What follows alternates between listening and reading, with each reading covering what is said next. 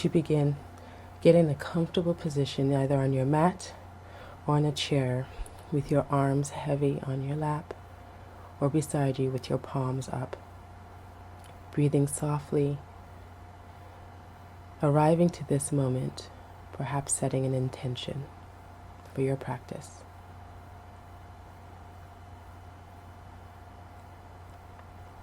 We'll begin with cat and cow by getting into tabletop position, being mindful that your wrists are underneath your shoulders and your knees are underneath your hips.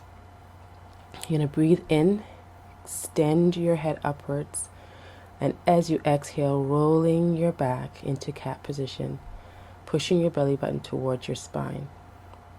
You'll be inhaling again, pointing your tailbone upwards, rotating your shoulders back, and you exhale, rolling your shoulders forward and letting your head hang, pushing your pelvis towards the ground. Continue with that, with your breath, warming up your spine, engaging your entire hand into the ground. When you're ready, you sit and just notice the sensations in your body. Next, we'll be going into child's pose in different ways. You have the block for support if you find it hard to have your head all the way to the ground. Your knees are the same width of your mat,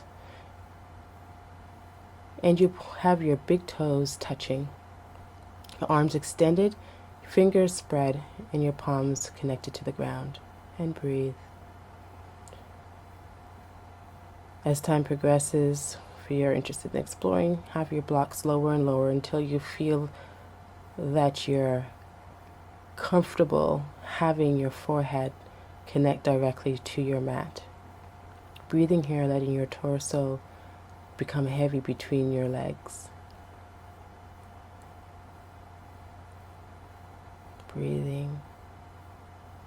Alternatively, you can try having your knees closer together.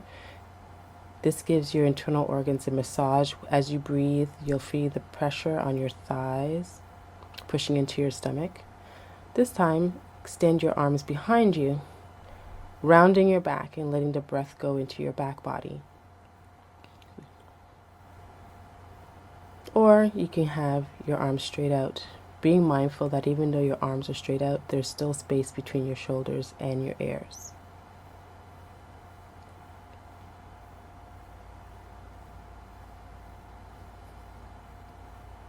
Next, we'll be going onto our backs. We'll be going into thread the needle, making sure both of your hips are equal, both of your shoulders are equal against the ground. Your head is comfortable, no tension in your neck. Bring your heels as close to your buttocks as you possibly can. Extend one of your legs upward, and then fold it and press it against your thigh. No pressure on your knees. This is an active posture, so you make sure that your toes are pointing upwards to support your knees, because it engages the muscles that which support your knee. Thread your arms through your legs and gently hold here with each breath.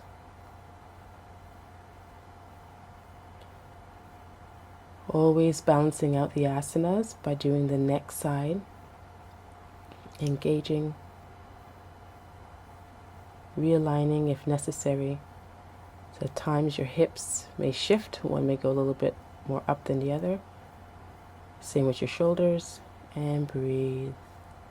Engaging your legs, breathing your lower back into your mat. Big belly breaths, belly into your chest.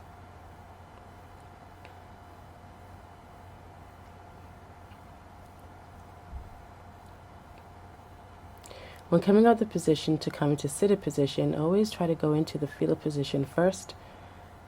Always have your palms pressed into the ground to help pull up your upper body, and extend your leg to push up, hence to not strain your back. Wide angle seated forward bend.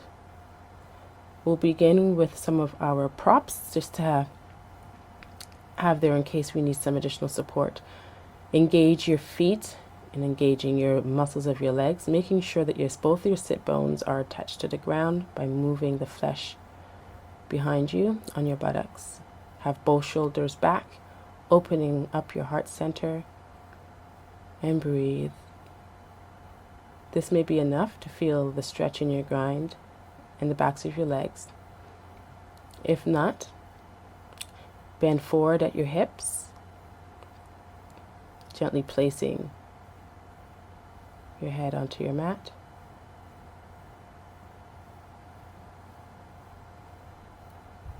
And if that is a little bit too challenging, what you can also do is to just make your prop a little bit higher. This can be a bolster, a pillow, blocks, and breathe.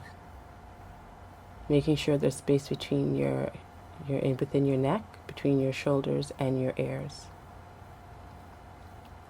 And then you can also engage your arms. Coming out of it nice and slow and mindful as you are going into your postures. Next, we'll be doing legs up the wall. There's many different ways to be coming into that, but for those who are new, just bring your body to the side, place your elbow into the ground, and then eventually back. Making sure you have your props close to you, which would be something that supports your hips and your lower back, as well as a small rolled up towel, which can go behind your head once you get comfortable. Gently shimmy your body close to the walls, not to cut off circulation at your hip. Extend your legs, let your feet fall how they feel comfortable, and you can place your hand one on your stomach and one on your chest, and just connect with your breath. It's a very restorative posture. Or you can have your arms extended out above your head, creating space underneath your armpits. At which time you can have just any type of rolled up towel. There's nothing really specific, just something to give you a little bit of cushion and fill that gap which exists at the back of your neck. And breathe. Connecting with your body. When it's time to come out, place your soles of your feet onto your wall. Lift your hips up gently, removing your prop underneath from your hip area and the one behind your head. And then gently shift your body up your mat.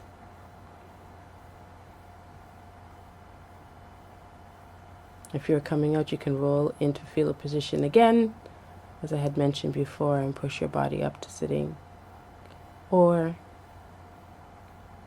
for the purposes of this series, you can now go into Shavasana,